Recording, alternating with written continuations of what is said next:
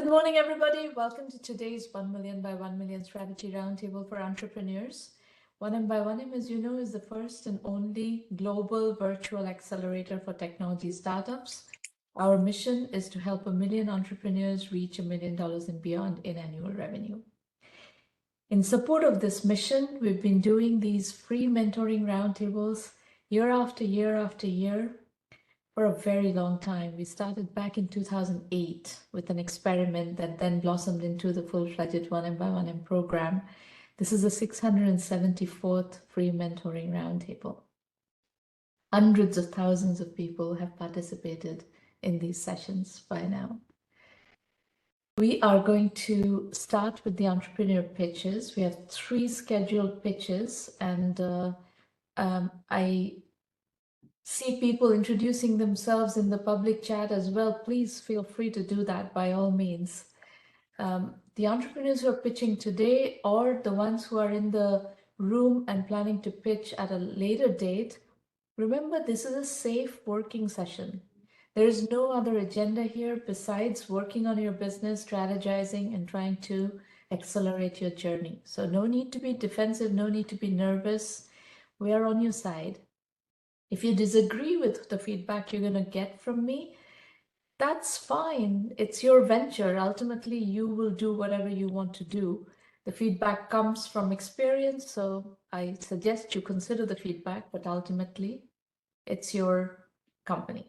Kaushik Reddy from San Francisco, California is our first presenter. Kaushik, please unmute your line and get going.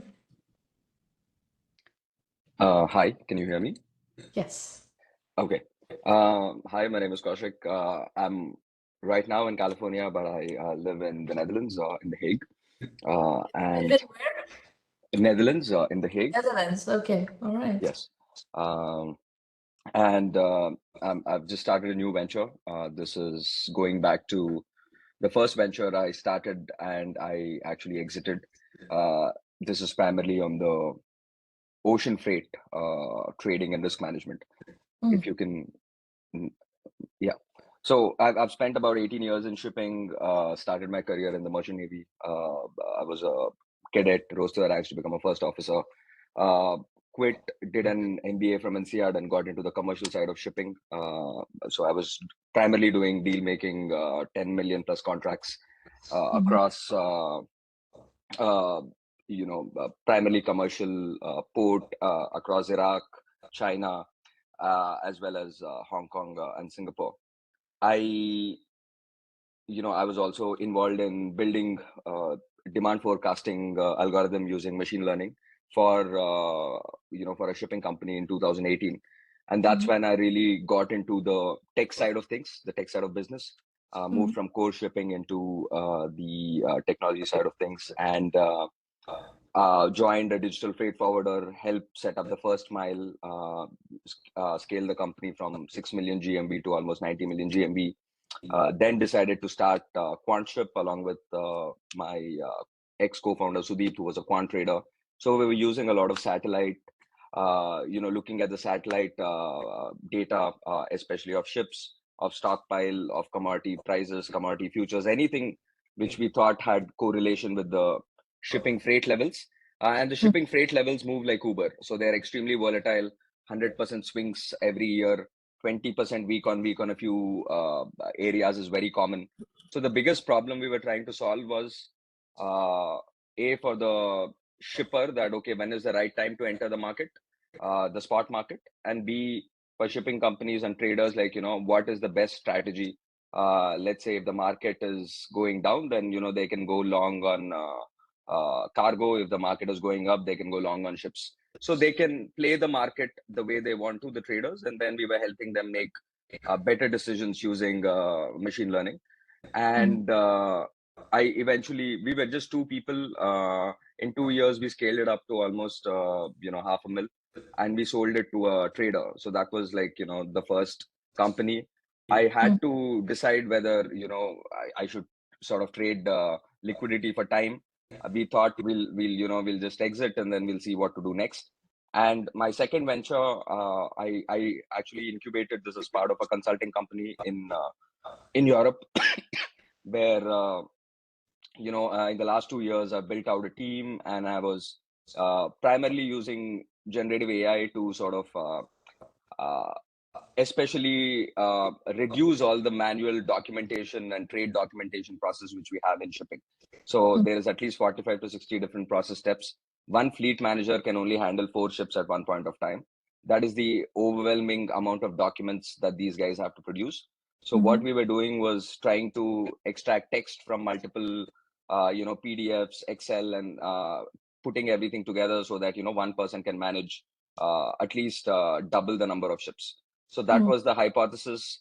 We found 4 design partners, had over 100K in pilot revenue. And then we were like, okay, let's take this to the next level. And that's why I came to the US to, sort of also understand if we can, take the second venture off the ground. But I think what ended up happening was I just had a philosophical discussion with myself, like, do I want AI to replace 100K jobs, or do I want AI to create a new $1 trillion market? And then my answer was inching towards the second side, and that's why I started building, the third venture, which I'm building, Voyant, which is from Clairvoyant. But this primarily looks at the freight derivatives and the freight futures market. And we are trying to basically bring an industry that has never really looked at decision making scientifically and never really looked at, hedging their downside risk. Just to give you a parallel, I think if you look at airlines, 95% of the airlines hedge their fuel cost. Jet fuel accounts for, I think, 30% of their cost. And then airlines do that. Almost 95% plus airlines do it. While the same percentage, it is difficult to ascertain in shipping, but I'm assuming that only 20% of the shipping companies actually, buy fuel swaps or, fuel derivatives. So it's a behavioral change that needs to sort of come in, and people need to be a little more scientific in how they are managing their books. And that's something I am doing through my venture. And I'm assembling a core team as well of 3 people, primarily with experience in AI and quantitative research and the right background. So the problem is quite simple. Ocean freight is almost 100 billion plus in terms of the physical, the value. When I talk about freight, I'm only talking about non-containerized shipping. Containerized shipping is, it moves like a bus service, but then non-containerized is primarily your oil tankers, your bulk commodities like iron ore, coal, grains. So these are entire ships that are used to transport this commodity from point A to point B. And they move a lot like a taxi service, because there are only few countries in the world that have natural resources. There are few countries in the world that that consume all of that. And the biggest challenge, as I said, was the lack of hedging, which also tells you like the derivatives market is very, very underdeveloped. To give you a parallel, if you look at oil, the physical trade is about 2 trillion. If you look at the futures, it's probably 40 trillion, almost 20 times more. And a liquid derivatives market reduces the long-term volatility, but also gives the participants a good insurance. I mean, end of the day, hedging is nothing but insurance. The way we have complicated something as simple as that is actually showing now. So Kaushik, I've been listening to you for 7 minutes. Yes, We're on the second slide. Yeah, because I think what is this business? You have to, for us to get anywhere with this, you have to give me something with which we can make some progress. The thing that I got from your 7 minutes is that you have domain knowledge in your domain, which is great. I love ventures that come with solid domain knowledge. So that much you have communicated to me. But what are you doing with that domain knowledge? I have not understood yet. So what is this? Is it a absolutely. What is this? What are we building here? Yeah, absolutely. So I think what I'm really doing, Samana, is just commoditizing all the quant research and option pricing knowledge Now, this was only available to the quant hedge funds and, all the hedge funds and financial institutes, and 250K plus jobs. I am democratizing that so that a small, medium-sized ship owner and shipping industrial client can access that and then start pricing their risk, and especially the freight risk, better. That's what we feel AI can commoditize. And then as a follow-up to that, the platform which I'm going to create is going to help most of these customers trade the derivatives and increase the overall pie of the derivatives. So currently the derivatives are only at about 40 billion open interest. There is at least a 50x potential, even if, let's say, we can go to the other commodity side. But let's say even What if we is do the a business? What business? Who's the customer? What are you selling? And what is yes. the business model? Okay, so the customers are primarily your SMEs, whoever has exposure to the freight risk. That's the physical side. There are two ways to improve the derivatives market. One is the physical participants, like the shipping companies, the industrial clients or shipping. Those guys, I'm selling a SaaS platform and selling all this risk management solution to them. Now asking more them to increase their participation by What buying more. you're saying too much and not conveying enough. Okay. Too much noise, not enough signal in Okay. this pitch. So 8 SME customers are going to pay you what? Is it a SaaS business? Is it a transaction business? What kind of a business are we building here? Okay, it's a SaaS plus a transaction business. Okay. So SaaS is what is the SaaS business model? How much are yeah. they paying? So I have to set the pricing right now. This is a new company. Uh, I was looking at anywhere from $299 per month. I mean, my whole idea is very simple. Get these guys onto the platform to use SaaS.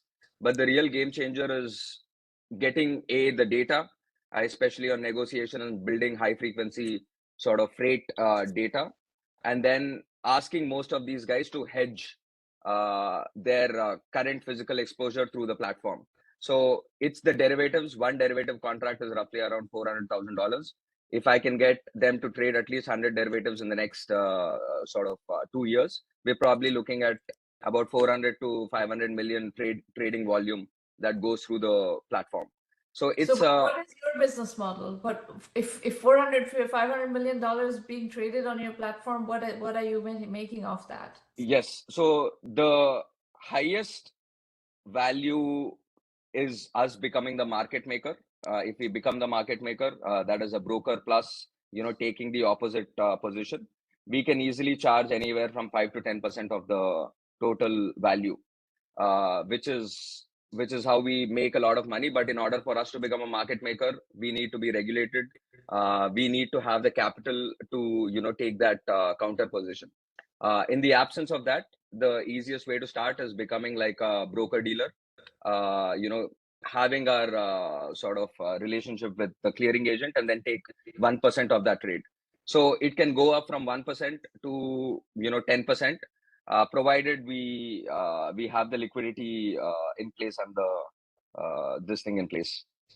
Okay. All right. Okay. So what brings you here? Let's look at the questions. Yeah. So number one is it's complicated. But again, it's very simple for me, but maybe it's very complicated for the others. But Yeah, because people you're pitching to don't know what you're talking about. I know actually a little bit about shipping because my dad was in shipping. He built one of the first container shipping companies in India. So I grew up in a shipping family. So even the terminology you're using, I actually understand this terminology, bulk carriers versus containers. I know the difference, but most people don't. So if you are going to pitch this, you have to pitch this right. This pitch doesn't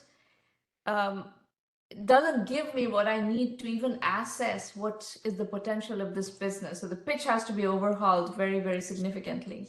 yeah, And you're going to have to bootstrap this to some level of validation before you can raise money. The market today is not something that enables, concepts to be financed. That's not where the market is. So, your questions are quite deep, and I have to really work with you at a much deeper level to answer them. One thing I see is that I don't see anywhere a bottom-up market analysis, market size analysis. That's a must. What kind of a business are we building? How big a business is this going to become? How many SME shipping houses are there that are your potential customers that are going to pay the SaaS fee? And then what is the 1% of the transaction volume? It seems like there are other issues with the higher end of the market. So there's like a lot of questions that needs to be addressed. So I suggest you hold on. I will take more questions later on, and I'll explain to you how to use 1 million by 1 million. As I said, I love the fact that you have deep domain knowledge. When you have deep domain knowledge, I can teach you the rest of how to put the pieces together and build something. Right. Deep domain knowledge is at a premium. I'm sure Anupam is going to agree with me. I'm going to go to Anupam's interview next. Deep domain knowledge is highly sought after in this industry, and I'm thrilled to see that you have that. So I think we can do something with that. So before I go to Kiran and Varun, I'm going to go to Anupam and do the conversation I was planning to do first today. Anupam, welcome to the program, and let's talk about what you are up to with Emergent Ventures and AI. Of course, the industry has moved a lot. We started with this kind of watershed moment of generative AI coming into the picture in 2023, and now almost 2 years hence, AI has moved at a breakneck pace.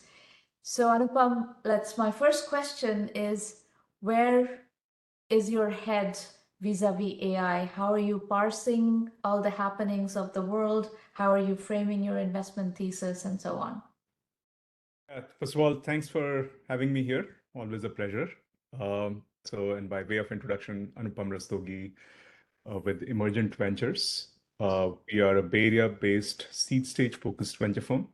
We've been focused on enterprise AI since we started in 2016. So we have been focused on this space for a while. And our model is to lead or co-lead pre-seed and seed rounds, partner early with founders, help them get to the next milestone, typically a Series A round. And we work pretty closely on product go-to-market and then downstream fundraising, navigating a bunch of company building milestones. Now coming to specifically AI, so we have about 45 portfolio companies now that we've invested in over the last 8 years. And these are across the length and breadth of the landscape. So all of these are B2B enterprise or mid-market focused primarily. And essentially both layers, application layer, infrastructure layer, application layer being companies that are going deeper either into a function, number of companies across sales, marketing, HR, finance, operations, you name it, or vertical focused companies which are going deeper into specific verticals, manufacturing, media and entertainment, logistics, others, and then number of infrastructure layer. So I'd say the opportunity in AI, there's many different types of opportunity. One lens I'll put on it. So all of SaaS and cloud combined today, it's about $750 billion per year. So big number, but all of corporate spend globally is of the order of magnitude of $50 trillion. So all of SaaS and cloud today is just about 1%, 1.5% of all global corporate spend, potentially a bit lower than that. So after all these years of SaaS and cloud, we have a tiny drop in the bucket. So for corporates, actually SaaS is not a big spend today. And the reason is that SaaS is primarily an enabler in its historical form. What's happening with AI, of course, is that with AI now you can deliver outcomes. With SaaS, it was basically just enabling someone to use the tool. So a salesperson, for example, would use a tool for $50 or $100 a month, but that salesperson may be making $10,000, $20,000 a month. So that's that same 1% type ratio or even less. But now SaaS can deliver outcomes with AI. That number can go up 10x, maybe more, over the next decade. So that's the opportunity we are investing behind and have been investing behind, and both a lot of our portfolio companies, and we are actively investing. That's what we're looking for, is how do you get to these large opportunities that are opening up and rewiring pretty much every workflow and every function and every industry will get rewired. So, of course, going a lot beyond what's happening today is we're just tipping or it's the tip of the iceberg in terms of AI adoption.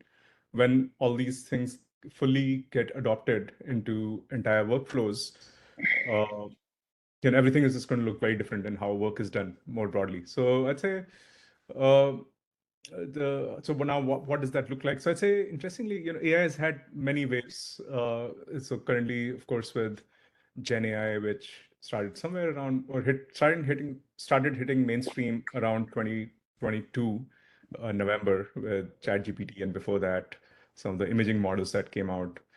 But a lot of that has been actually simmering in the background. And before that, we of course had the whole data, machine learning, deep learning wave, which is already today at that sort of meaningful scale. It has a lot of proof points. It already works. And when you combine the two, you get even better results in the enterprise setting. So your machine learning, deep learning model could be creating a prediction for something. For example, is this customer likely to churn, or what topics is this customer likely to be interested in? A lot of those type of things machine learning is really good at, based on your own data. You could be running that, and then generative AI could really help close the loop on, let's say, framing a communication with that customer.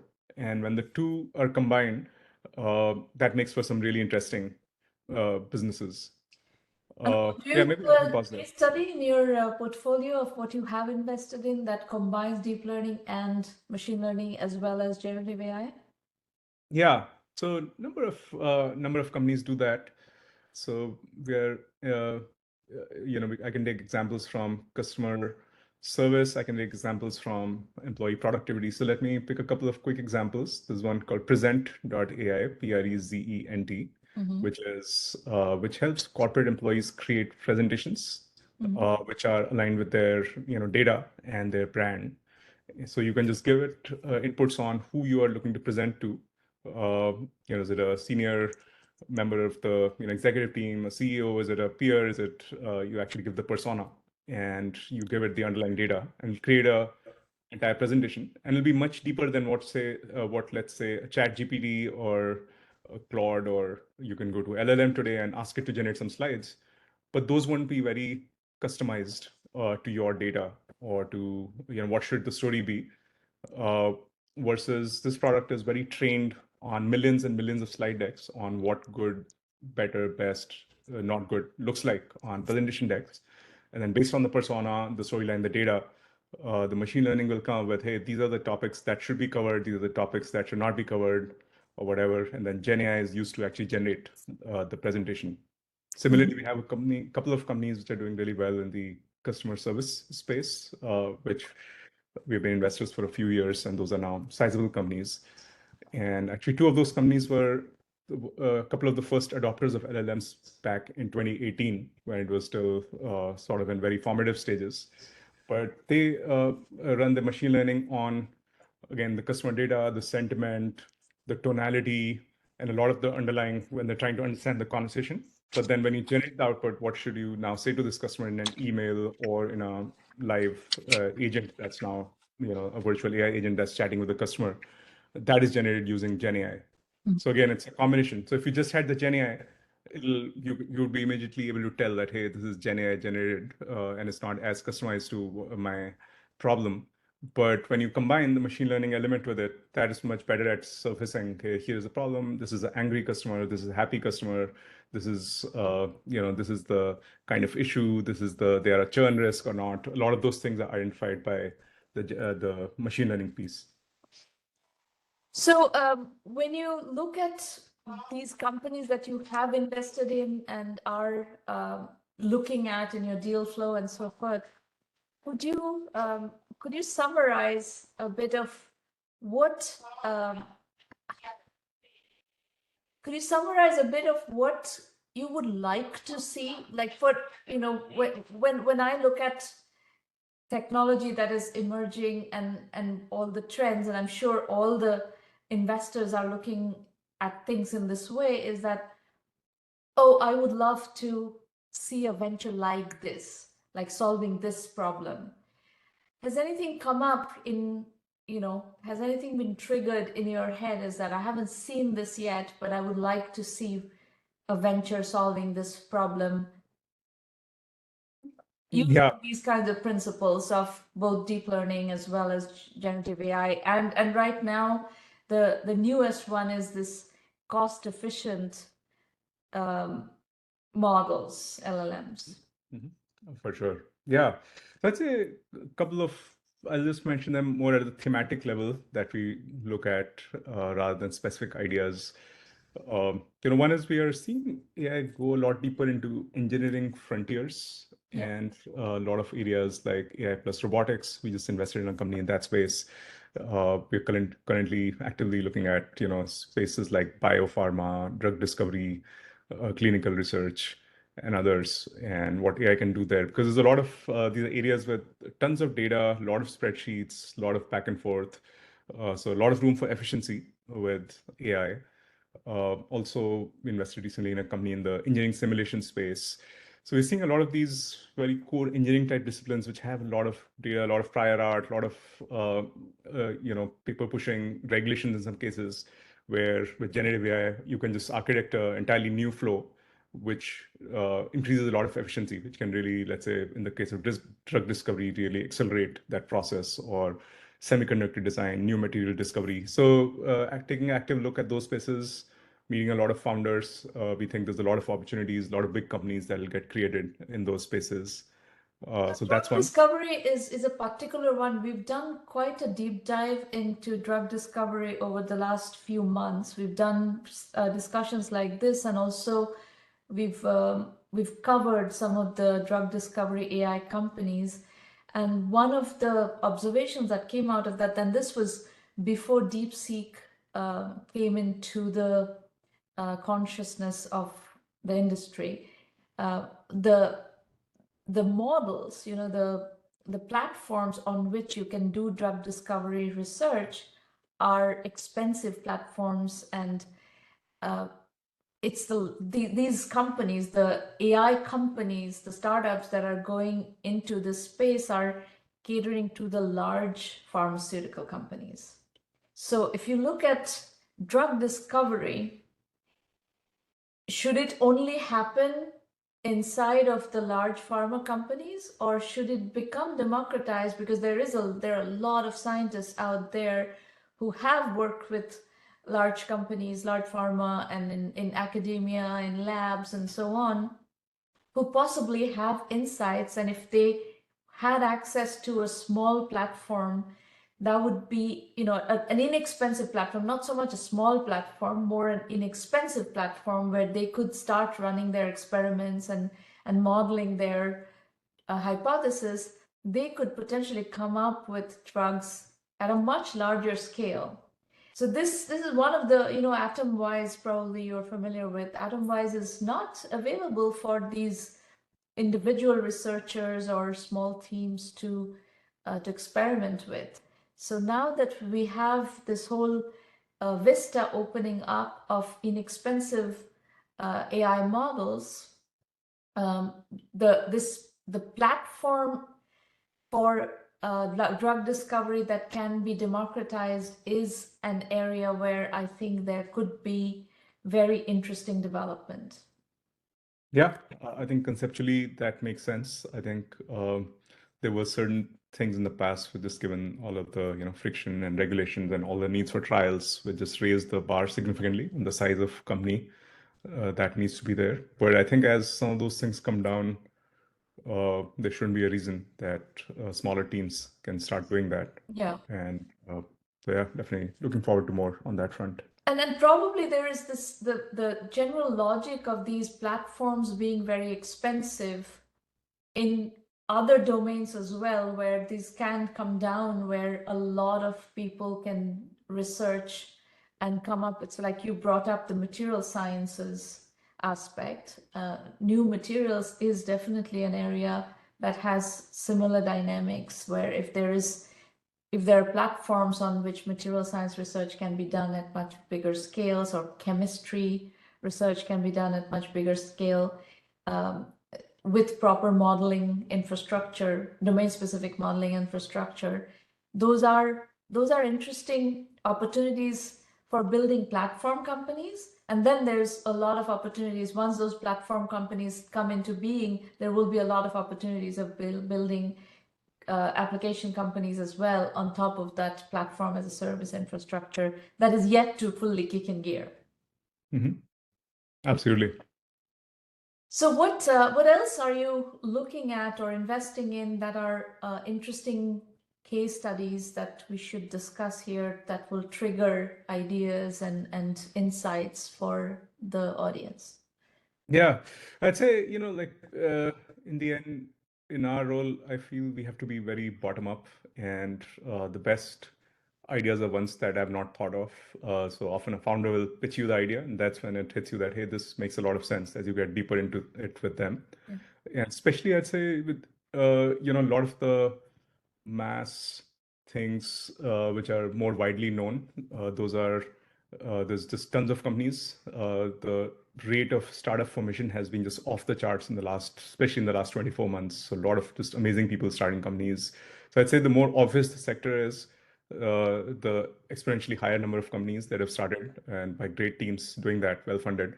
So that's why I think you referred to domain expertise earlier. So a lot of these things are coming out of areas that I know nothing about, but you meet the entrepreneur and you then go and build expertise in those areas, or at least understanding, and you talk to a bunch of folks. So we're seeing a lot of that.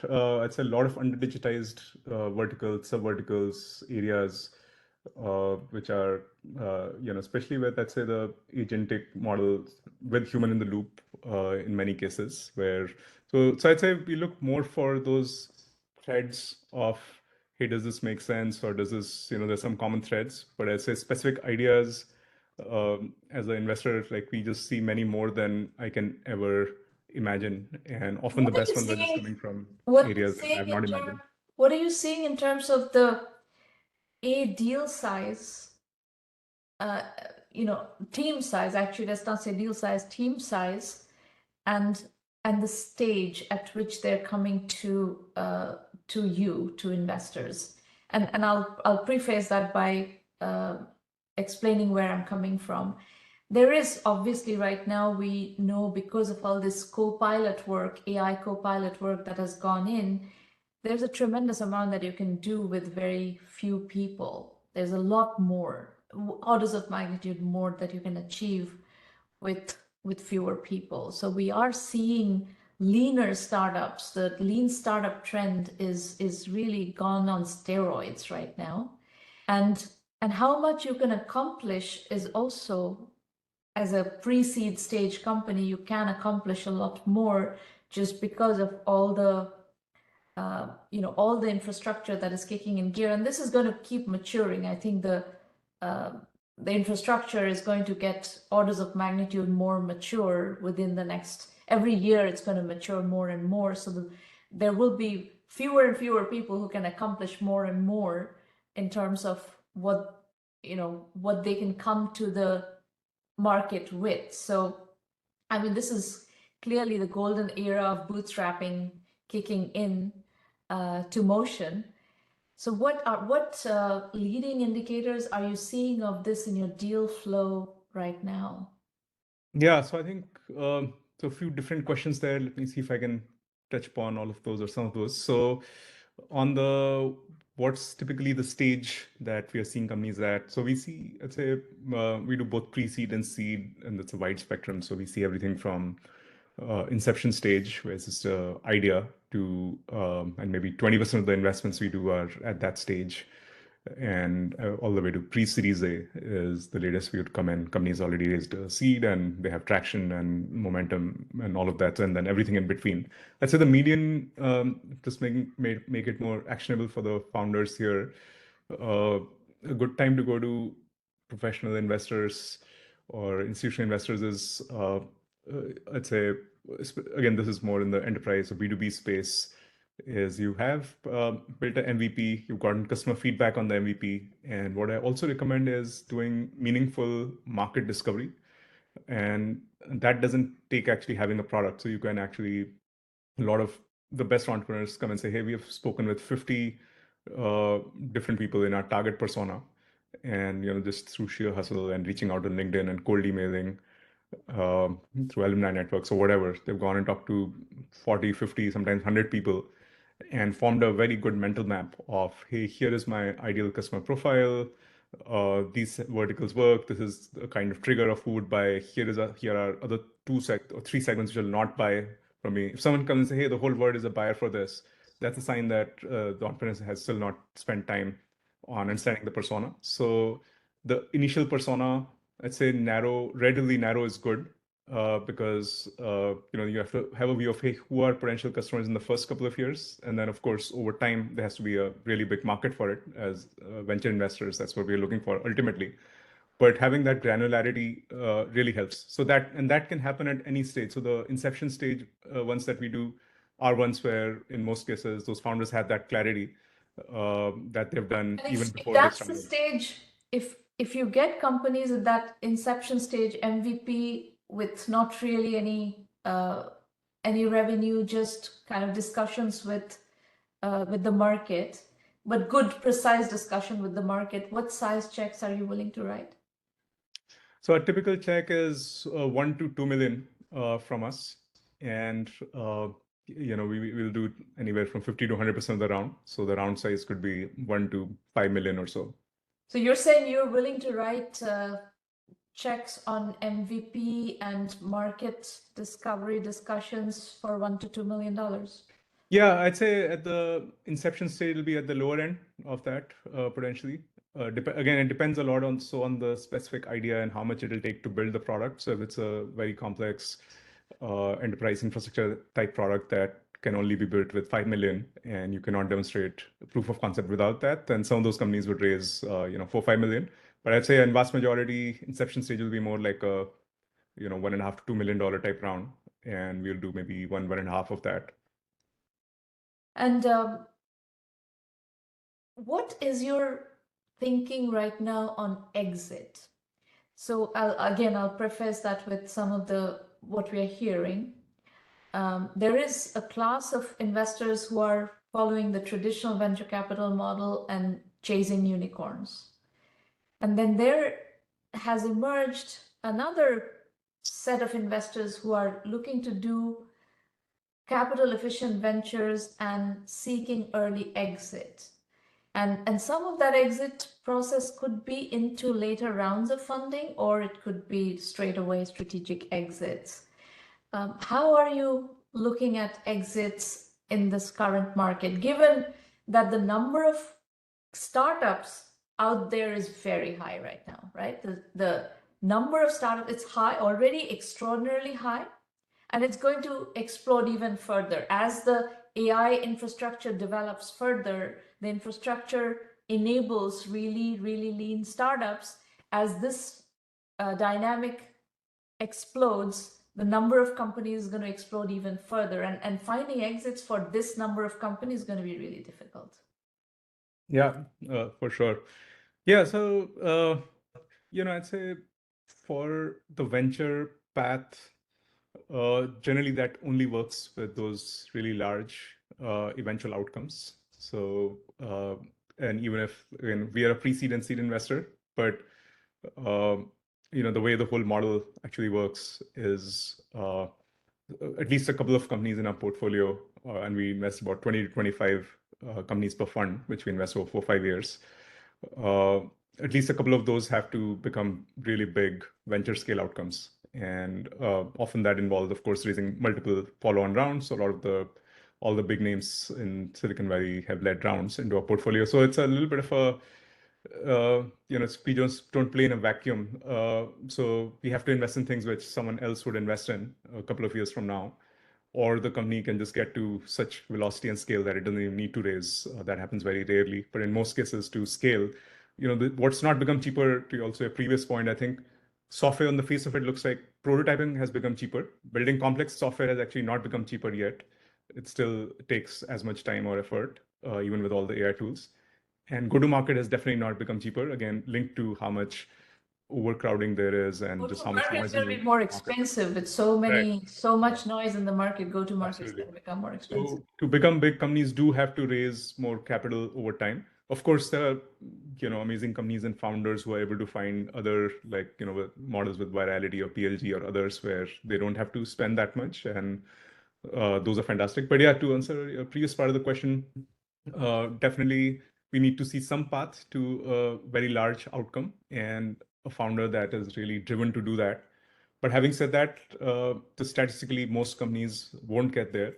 So we also see in our portfolio and number of outcomes that could be 100, 200 million, and there's a lot. That volume is a lot higher. Many of them don't even get announced fully, right? Because for these large public companies, $50 or $100 million is not something they need to publicly announce. So for at the pre-seed seed, those could be good outcomes as well.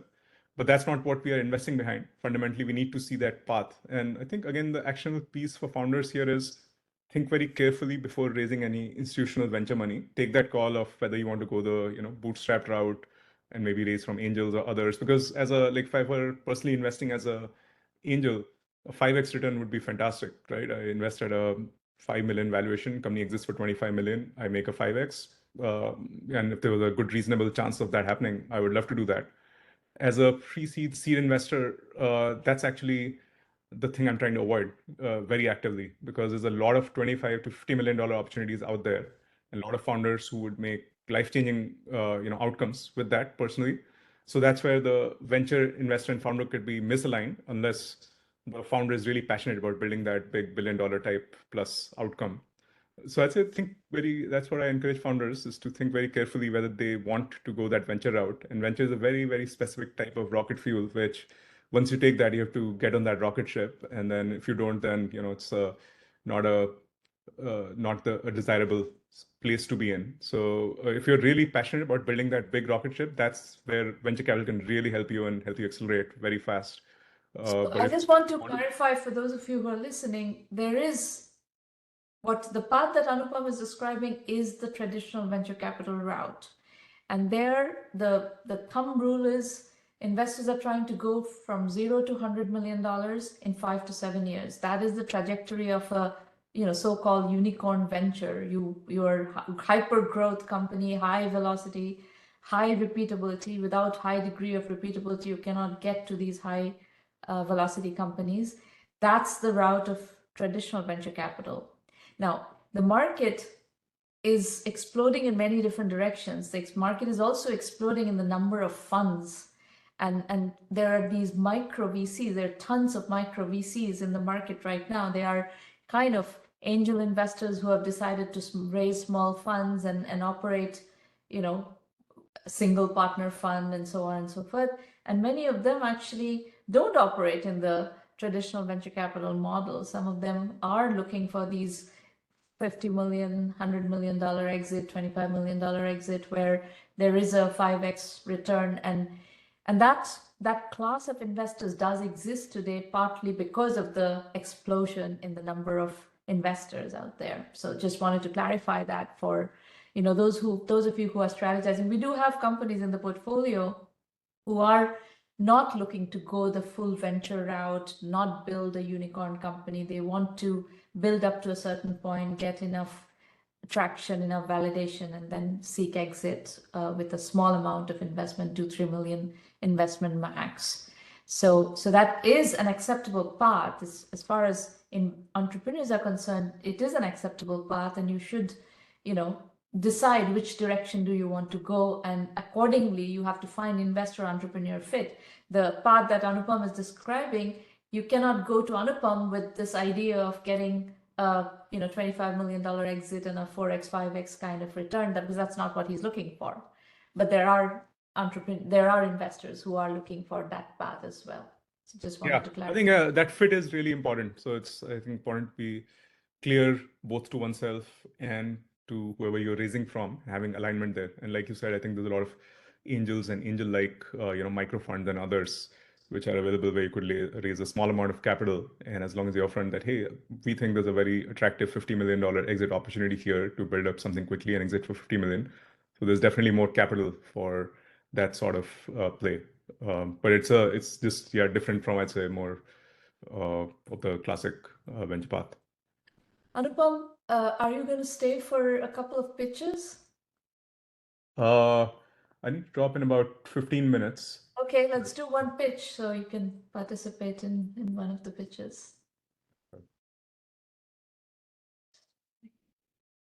Kiran, you are up next. Please unmute your line and tell us what you're doing. Hi, Shramana. Big fan of your work. I follow you on LinkedIn. Your paintings, they're very beautiful. You help startups increase their chances of success. Thank you for doing this. My name is Kiran Teegala, founder of Amy.pro. Internal collaboration within an organization is pretty much evolved. But external collaboration, when companies want to do business with other companies, that's when it's totally broken, right? Amy.pro is, its mission is to fix that for good. So next slide, please. So let's take an example of a startup, right? So a startup with a non-tech founder, like he's raised 120K from say Techstars or Y Combinator. Now the focus is speed, execution, obviously. The next round, the investor expectations he has to meet, and next round he has to raise. Otherwise, the startup is as good as dead, right? So, what is he doing today? And he's failing. He goes out to hire full-time engineers, and it takes months. One or two engineers, if doesn't meet the expectations, then the burn rate is quite high, and it really doesn't work out for the startup, right? The second path he takes is finding agencies manually, right? But to figure out the negotiations and kind of putting all the specs into one in place, and getting the price, having those discussions, and getting the change request. There is a lot of unclear pricing. The pricing transparency doesn't exist, and if the agency doesn't do it, it's a massive risk. He has to take a decision to work with the agency, and if it goes wrong, it's a massive risk a startup is taking, right? So the budget, the budget is in the black hole, because if the agency knows that this startup is logged in. So every time the change request comes, you know what happens, right? I mean, they make the bill goes up basically, right? So how is AMI trying to help is we came up with a de-risking strategy. Basically, you have a sprint as a startup, and you click on a button in AMI called Cost Compare. It shows you what the sprint costs, and then with another button, it shows who else is willing to take up the sprint and how much is he able to save you the money on this particular sprint, and he'll take the sprint. He's ready to take up the sprint right today, not tomorrow, not the next week, basically, right? So you can work. The way we are de-risking is the startup can actually give one sprint to an agency, another sprint to the next agency, and another sprint to the third agency. And we advise all, they can work with 3 agencies, and every sprint is actually completed by the agencies, basically, right? So what happens is you work with multiple agencies on a single project from the same interface. Next slide, please. I'm going to show you what I exactly mean, right? This is a sprint. Next slide, please. All you have to do is click on that button called Cost Compare, right? It shows the cost of the sprint and what does it cost to the back end, front end, integration, and kind of each team member also it shows. And then the next button, you have the agencies that are ready to take up the sprint right now, not tomorrow, not next week. With a single click, the sprint is shared with them, And you also see how much savings they bring to for this particular sprint, basically. And so, see, imagine Y Combinator, their portfolio companies. It will be helpful for them to cost compare and to put every dollar to better value. So the segments, venture-backed companies. I talked about our ideal customer, the non-tech SaaS founder. I just discussed that use case. But it is pretty much good for venture-backed startups and growth stage companies as well, because external collaboration and all these things are quite important for all the ventures. So if you zoom out and see from a 10,000 feet, where are we? Where do we belong in the market? One whole quadrant is missing, the seamless collaboration, right? The whole quadrant is missing in the market, and Amy is filling that gap out there by bringing seamless integration with the organizations. Yeah, next slide. So the market opportunity is quite big. Software itself, outsourcing itself is a $500 billion industry. We support 17 industries, including construction and kind of all types of services we support, basically. So it's 1.1 trillion kind of market, right? So what is our customer acquisition strategy? So this de-risking strategy, right? We want the companies, the startups, to work with multiple agencies, at least 3 agencies, and the best agencies win maximum sprints. So for every sprint, they'll have to compete and win the sprints. Basically, the agency will only get 1 sprint. So the maximum you're risking is 2 weeks, basically, right? Kiran, I'm going to stop you and start giving you some feedback. I think I've understood what you're trying to do. Sure. There's a huge flaw in your number 1 assumption, which is non-technical SaaS founder without a CTO. A non-technical SaaS founder without a CTO is not going to be able to raise $500,000 to $2 million in pre-seed or seed. I know one venture. The Techstars funded them 120. They gave them 120K. He worked with an agency, and he's burned all that money. 120K in, and finally after 8 months, it happens very rarely. It happens very rarely. A non-technical SaaS founder, to raise money, will have to work with an agency, build an MVP, get paying customers before he can raise a penny of funding. I'm going to ask Anupam to weigh in on this topic. It holds. Hold on, Kiran, hold on. Anupam, do you want to talk about it? I'm sorry, I had to step away to take a call. If you could describe the question. Well, you didn't listen to the pitch then, yeah? Okay, I'm not going to repeat, so don't worry about it. So Kiran, my point is that non-technical SaaS founders do not get funded more often than not, unless they have done the hard work of using an agency to get an MVP built, get that MVP sold actually to paying customers and showing real MRR growth. That's when they get funded. For them to raise $500K to $2 million is impossible without any of that. So, Shravana, I'm talking about most of the ventures out there who are looking for CTOs, basically, right? Not every venture has CTOs straight on the day one. That's the second problem with your assumption, is that without a CTO, managing multiple agencies for a non-technical founder is impossible. Yeah, we are coming up with this workflow that you're describing of a non-technical founder managing multiple agencies and trying to cost optimize on feature function basis, just listening to you stresses me out. I would never recommend a startup does this. This is a terrible idea. Okay, so in my circle, I mean, there are people looking for CTOs, basically actively looking for CTOs. All the founders are looking for CTOs. Everybody's looking for CTOs because to get into a Y Combinator or Techstar or an equivalent or similar accelerator, you need 2 people. You need a technical founder and a business founder, and they're all looking for the technical founder. who is going to be the CTO. Of course, Right. So that does not validate your assumption. Right, Shravana, I respect that. But the summary here is the cost compare feature, right?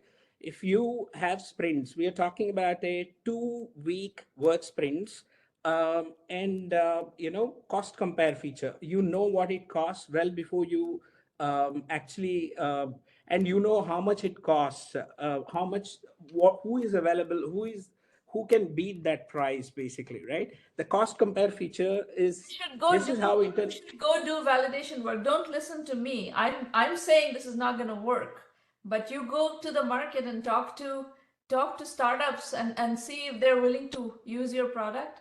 My guess is they're not going to want to use your product. I think this is too cumbersome. It introduces too much risk, and somebody in the audience is actually Harsh Singhvi is saying one more problem. The agile methodologies work in companies with multiple teams, 100 plus engineers. For startup, this is an overhead, and sprints managed by different agencies will degrade the code base. Very true.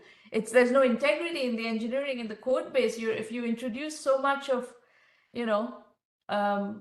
random stuff, it's going to, there's a bunch of comments, actually very valuable comments here.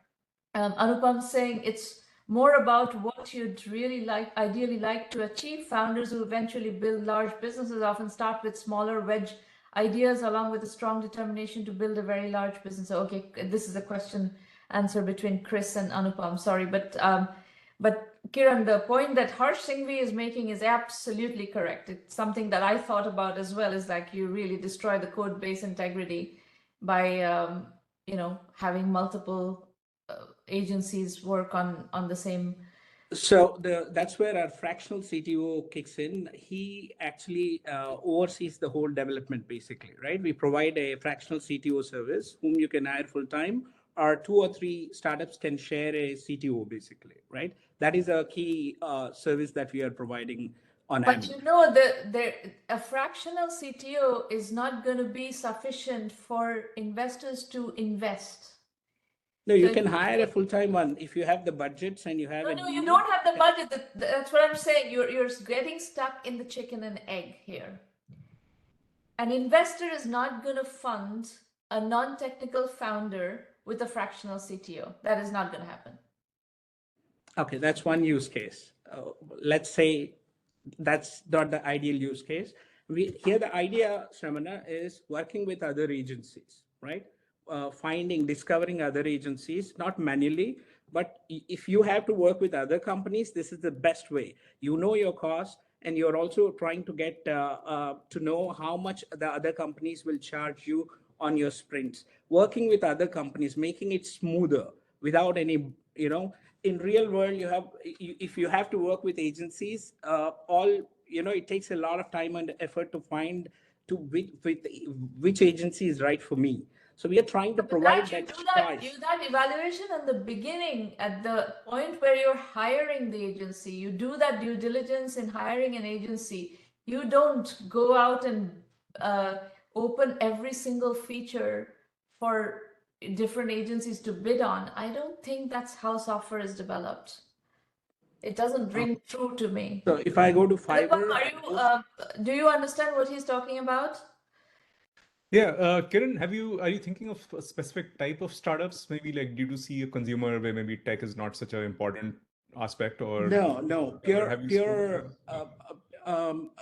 decent startups, who, even if we assume that there is a strong CTO to the startups, and any business for that matter, whoever wanted to get the projects executed, we are trying to show you the way for speed, basically, right? This kind of speed is ideal for incubators like YC and Techstars, where you have the whole project management system built, which actually shows you what does it cost you, and then it opens the door to other agencies.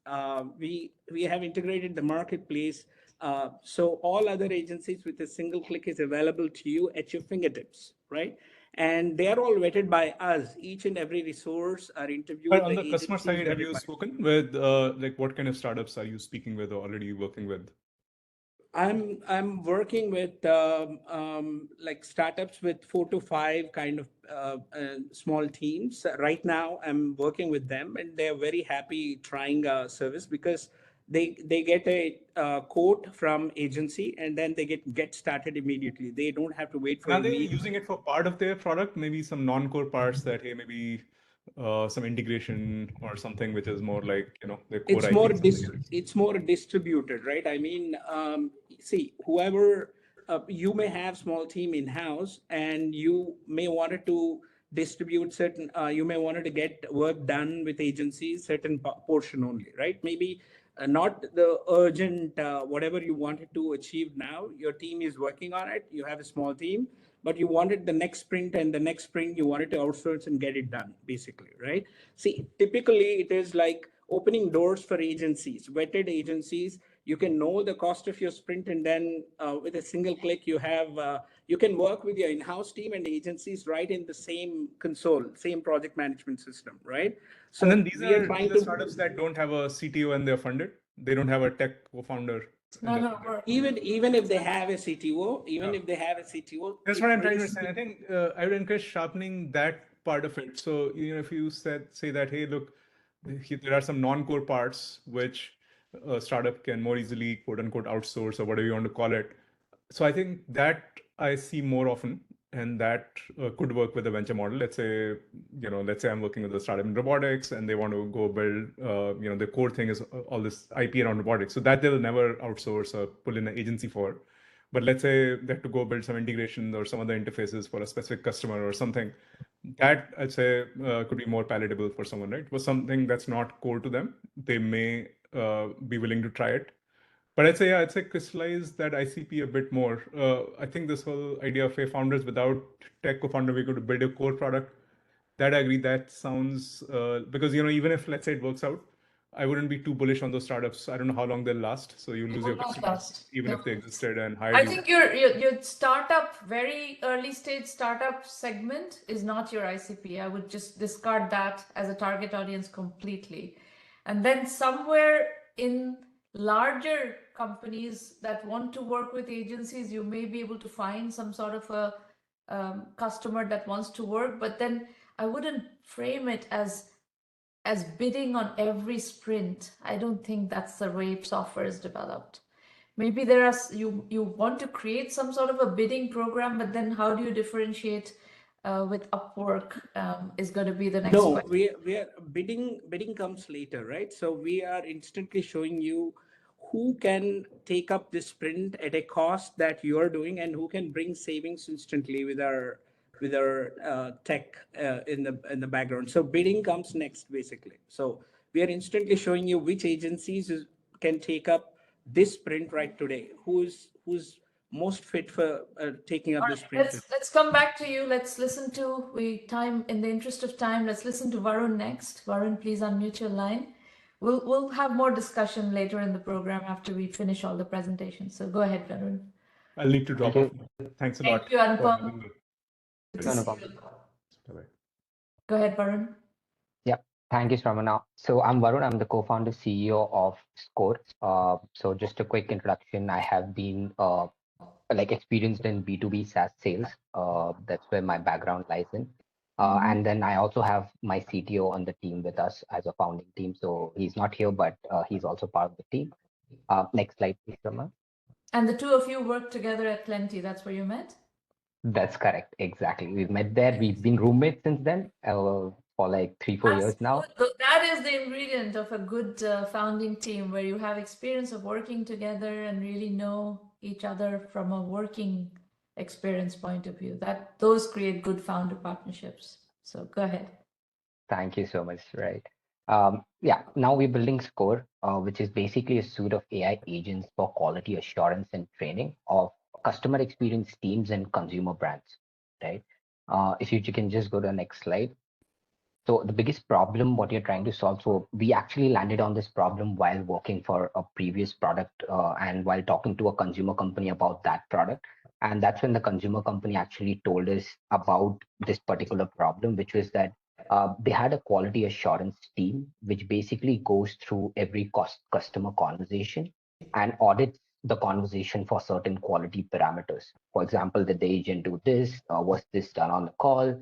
And things like that. And this again differs from company to company, right? Today, how it works is they have a dedicated quality assurance team. They have like Google Sheets, or they're using some kind of platform where they go and listen to each and every call, and they go ahead and give quality scores or audit scores based on those customer conversations. And they ideally do this to analyze the quality of the customer service they have, what is the team performance, how are their support agents performing, and even generate customer insights, right? Why are customers reaching out to them? What are the biggest concern customer is having? So that's how the quality assurance works today. Two major flaws with this. One, they are only able to cover 3 to 5% of the total conversations. And I was like very surprised when I heard that, out of all the conversations they are having, only 3 to 5% of the conversations are actually audited by the quality team.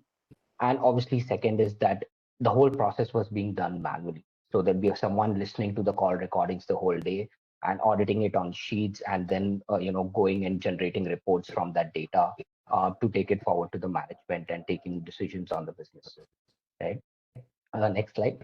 So ideally, 95% of customer interactions are not audited, and obviously this leads to three big problems. What we noticed was low customer retention, ideally agent performance not being able to optimize, right? And operational efficiency not being able to. So very low visibility for the management to actually take decisions on. That's where our solution comes in place. Now, just to compare it with other solutions and how people are solving this today, basically you do have AI platforms who can actually go ahead and analyze calls, and conversational intelligence are there, and they already It's a do this. crowded market. Correct. They already do this. Now, ideally, what we realized was what they do is basically phrase matching. I mean, you still need someone to go through the platform to actually understand what is happening, right? You still need a quality team to be in place. Even though you have a solution for your quality assurance, you still need the quality team. And the biggest problem and why that's happening is because it's not a outcome based solution. It's still a very SaaS platform where they just give you the data and you have to understand how and find that data and use that data and so on. What we did was we basically figured that, okay, if we are able to create an end-to-end quality assurance platform in terms of identifying, say, for example, if you can go to the previous slide where we just compare the two solutions. Most of the competitors today just do rule-based validating scripts and phase-based tagging. Whereas what we do is we basically integrate the whole system to understand, like for example, get the real-time customer data and match that with what the agent said on the call to understand if the quality was done or not. If, for example, if the resolution provided by the agent is effective, right? The correct turnaround time was provided by the agent or not, right? So those kind of things, and even knowledge-based integration. So is the agent following the whole process and not just saying what they have to say on the call, but following the whole process effectively or not? So that was ideally what you're building. And these are three core solutions what we provide. So first is the AI QA agent that basically audits every customer conversations, generate quality scores. AI coaching agent, which again works with the QA agent to understand which agent needs what coaching, what is, where the agent lacks in terms of, it can be process, it can be script, it can be multiple other things, even post-call actions, because after the call, the agent has to take certain actions. So we integrate with those systems to understand if the agent is doing those actions correctly or not, which again is missing in most, because most of the tools do just conversation intelligence. What we are doing is mostly process intelligence as well. Right?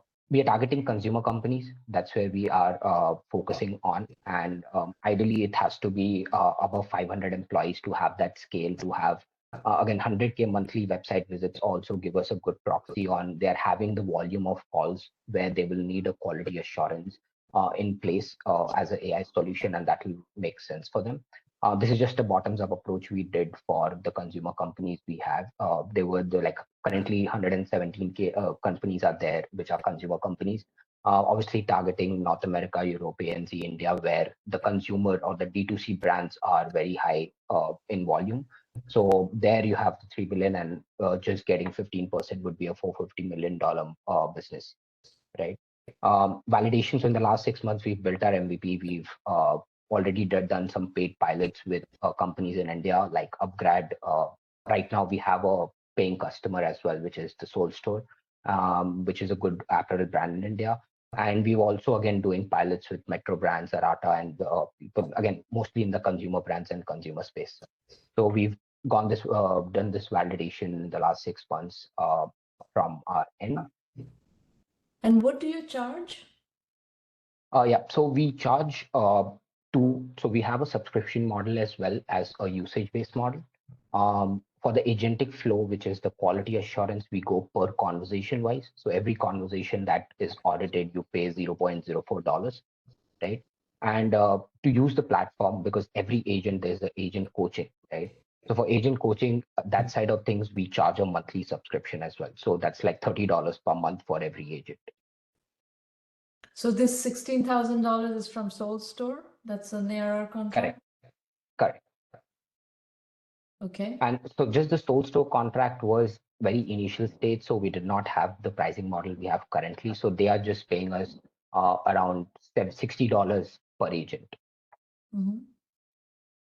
right?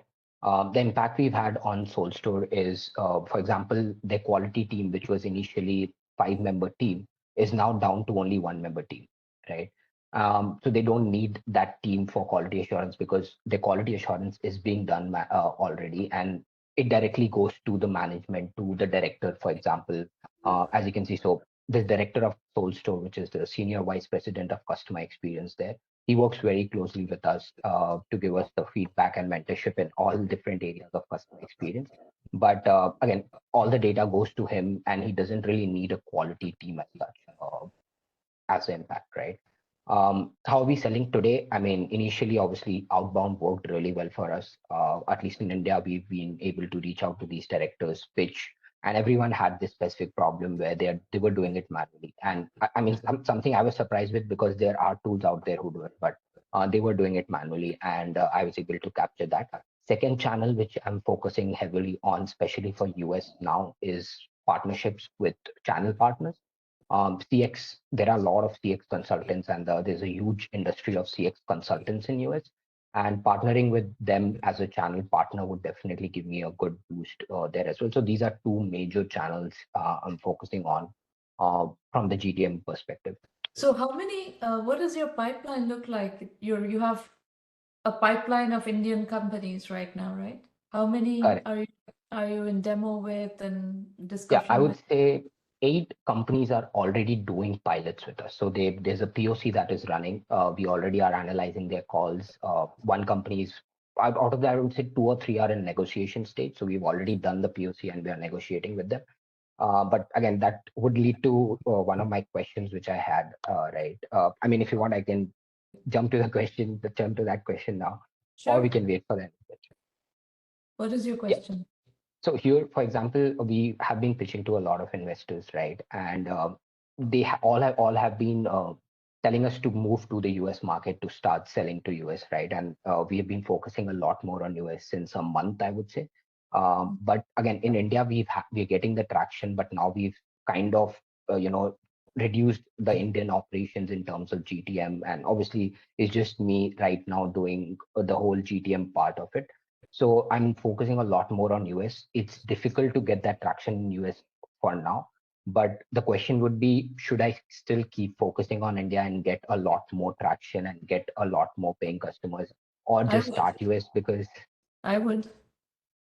so the problem there is, Shramna, one, obviously, when it comes to pricing, there's a lot of to and fro. The sales cycles are way longer. Like my margins are very low when it comes to India. I mean, focusing on all this is just like, I have to start in US sometime or the other. Should I just go ahead and start it?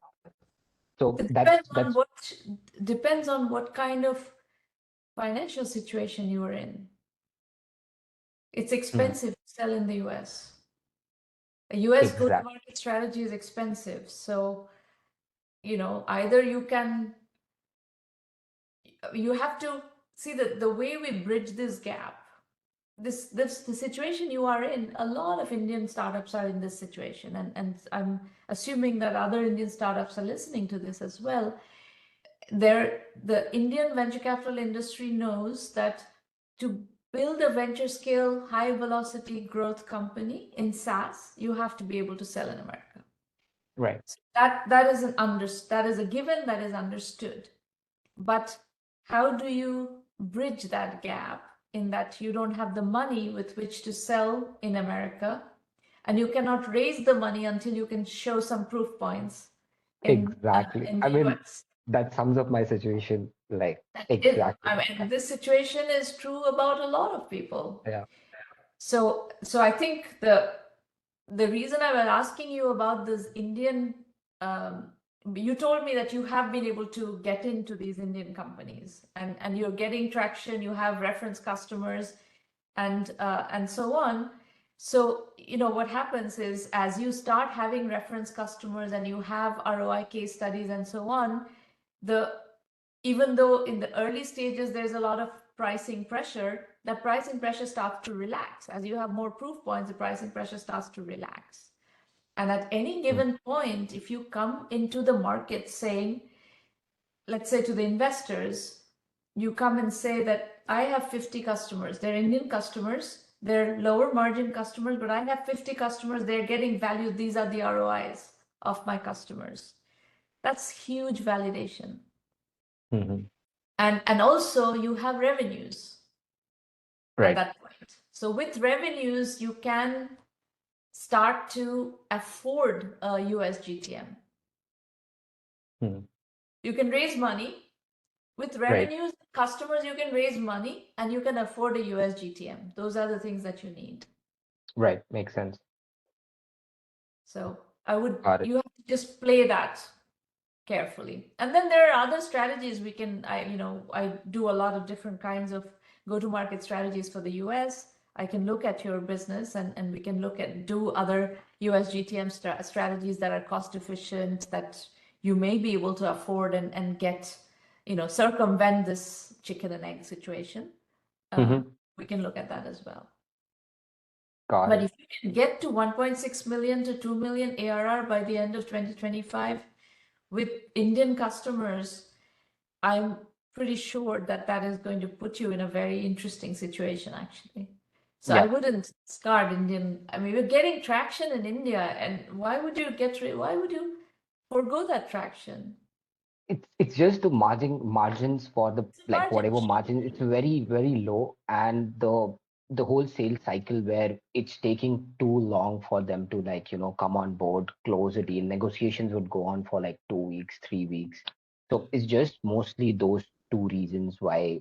I mean, if we just took the decision right now in selling to US, and I'm actively doing outbound in US, and it's not even late for me because this is just how I've been working at this time itself for a long time now. But that's where we are. Well, there may be ways to to hit a US GTM cost effectively. I'll be happy to look at it and advise you on options there. So we can look at it, definitely. But in the meantime, I wouldn't shut off the Indian GTM, because ultimately, the more customers you have, the more credible you are in the market. And that's right. There's no going around that. Got it. Makes sense, Ramana. I'll keep that in mind. Folks, I'm going to give you a little,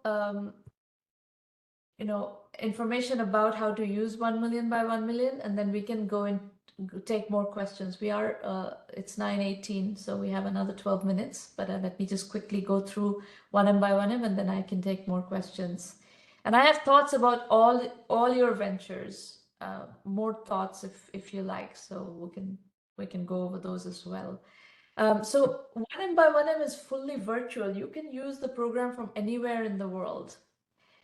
Our full acceleration program that includes this kind of interactive coaching on a regular basis, on a weekly basis, is the 1M Premium program. That's an annual membership fee program. You get the strategy consulting, you get investor introductions to the right kind of investors. You're going to have to find, as we talked about it earlier, you need to find investor entrepreneur fit. So you have to go to an investor that is likely to invest in your company and at the right stage. So there's a lot of preparation that goes into, getting in front of investors with the right ideas. Kaushik, I love the fact that you have so much domain knowledge, but you're going to have to present it in a way that an investor can understand what you're talking about and what is this business, what is the TAM of this business, the bottom-up TAM of this business, and how are you going to go about building this business. If you can do that prep work and get yourself ready, when I see that, okay, this is now ready, I can now sell this to investors, that's when I'm going to send you to investors. In your current state, I would not send you to investors because you're going to confuse people. So in any case, that I think there are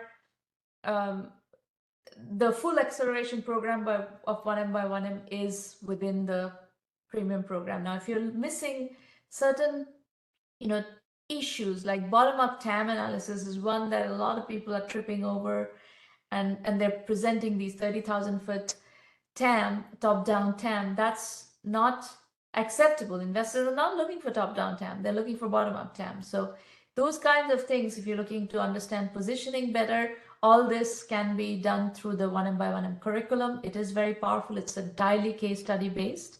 The other thing that may be valuable for some of you in your USGTM is influencer marketing. Getting the word out about what you are doing is really hard in a noisy market.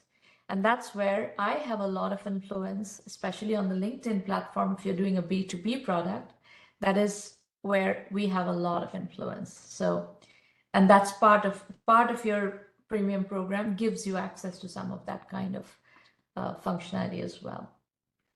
You can also access the curriculum only through 1M Basic. If you're trying to learn and just kind of learn how to put one foot before the other, just aggressively doing curriculum will help you. So go to the website, look at what to expect from Basic, what to expect from Premium, and decide how you want to engage.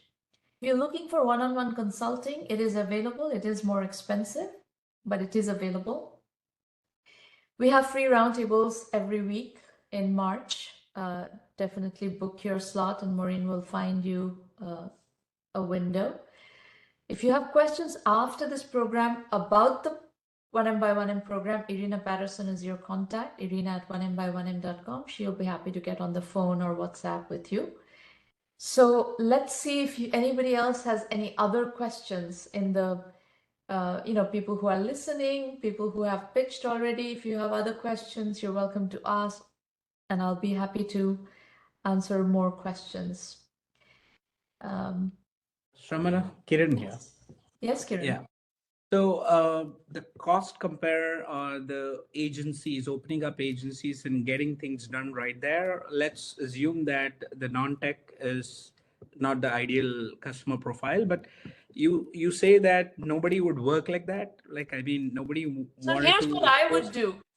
Here's what I would do. Given the kind of functionality, you could frame this, you could position this differently. The value proposition, you should position it differently. And position it as, if you are trying to hire agencies to do work for your company, and this could be applicable to companies that are a bit larger. They don't have to be these very early stage non-tech venture, non-tech founder and all of that. It could be the VP of engineering of startups who want to use agencies for some of their non-core work. You could position your product as the way to evaluate agencies. And then they could, in that evaluation process, they could provide, 10 different, 10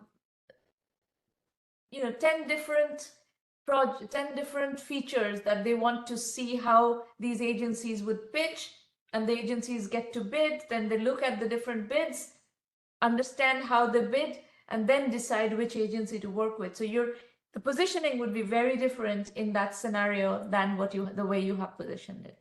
Gotcha. And your validation needs to be very different. The validation exercise needs to be very different from the way you have pitched this product today. Gotcha. Yep. Thank you.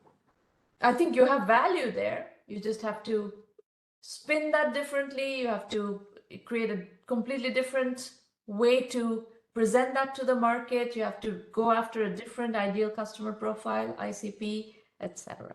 Yeah, we are talking and trying to understand who is our ICM, talking to a lot of people, basically.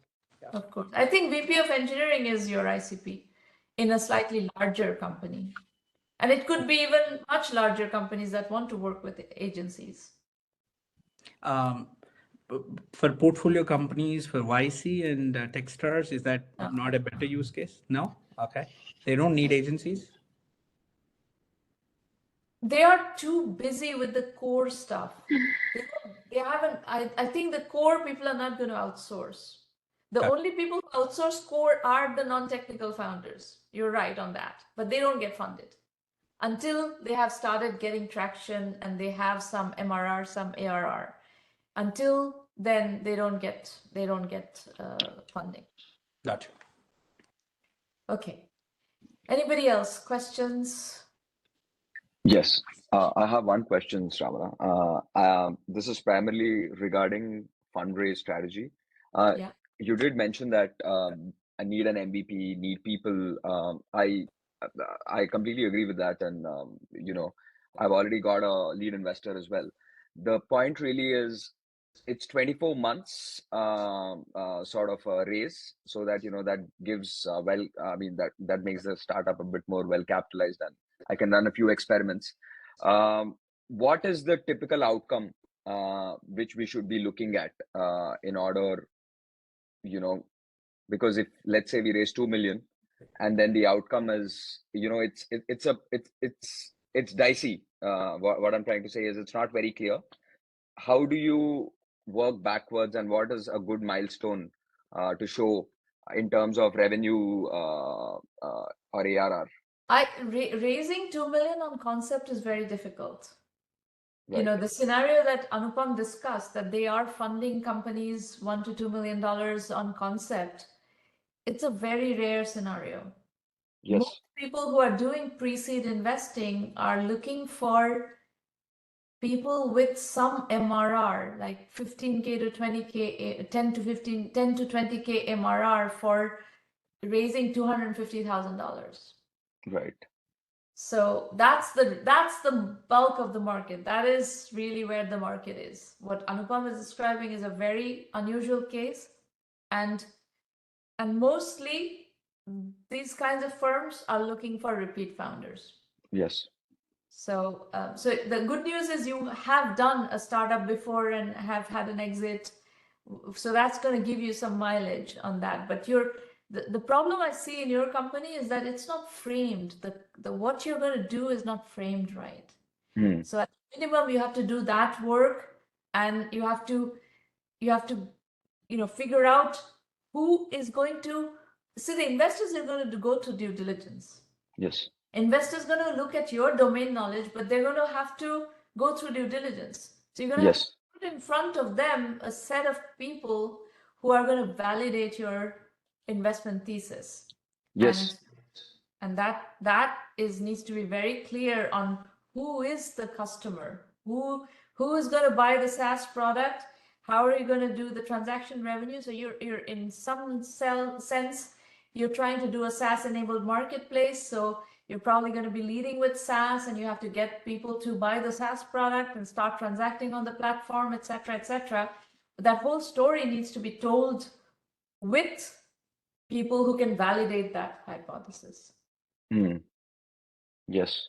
So that's a very valid point, because I feel the due diligence has been done primarily talking to customers, and at least the good thing what I see is getting to the design partners is quite easy, because it kind of compounds the relationship. That's the only thing which I see. With my first startup, it was so difficult for me to find customers, but now it's easier to get some of the repeat customers to back me. So it's I see that's one of the biggest differences I see. But I also see that operating a business is very different from fundraising.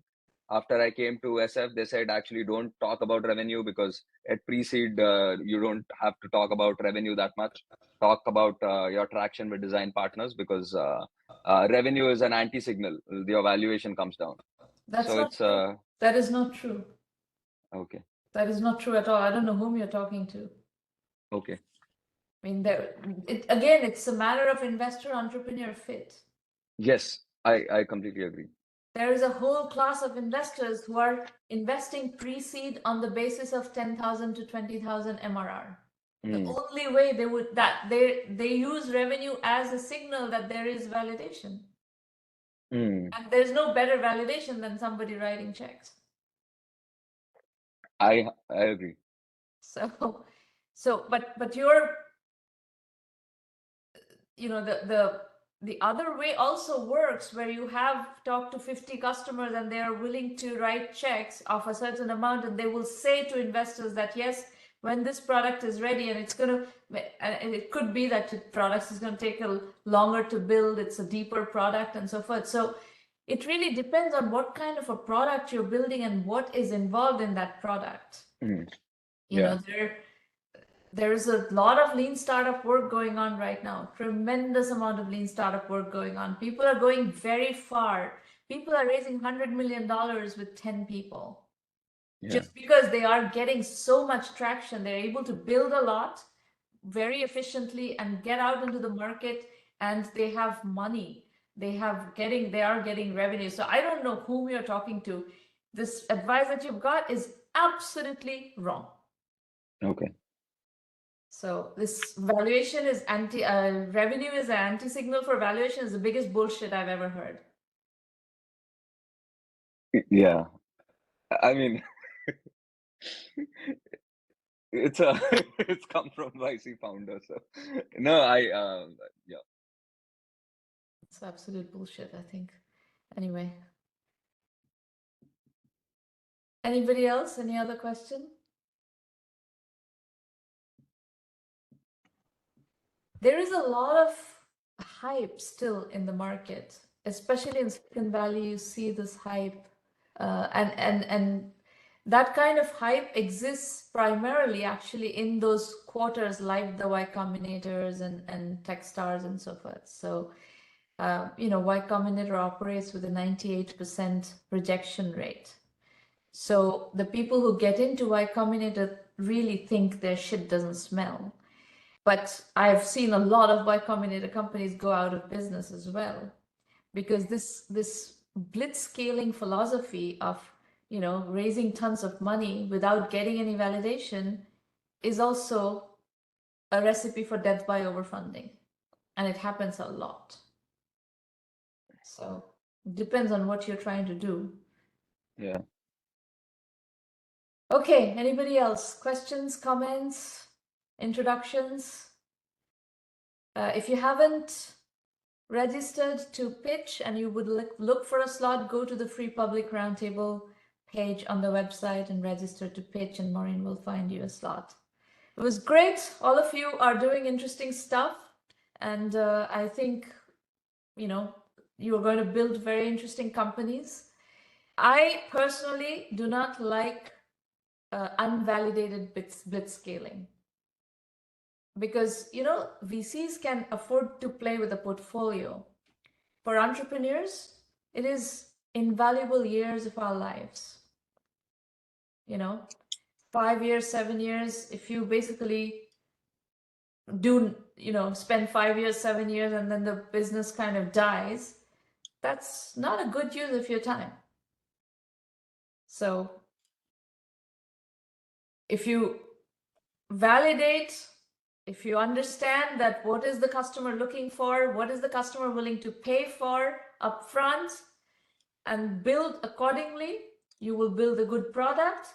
There will be good, traction, good engagement. The product is going to not sit on the shelf and the subscription gets churned. You're going to actually get usage out of the product, and that's how you build successful companies. So that's our philosophy. We focus very much on fundamentals and not on hype. Okay, well, see you later. Good luck with everybody's businesses. Make lots of progress, and see you next week. Bye. Thank you. Bye.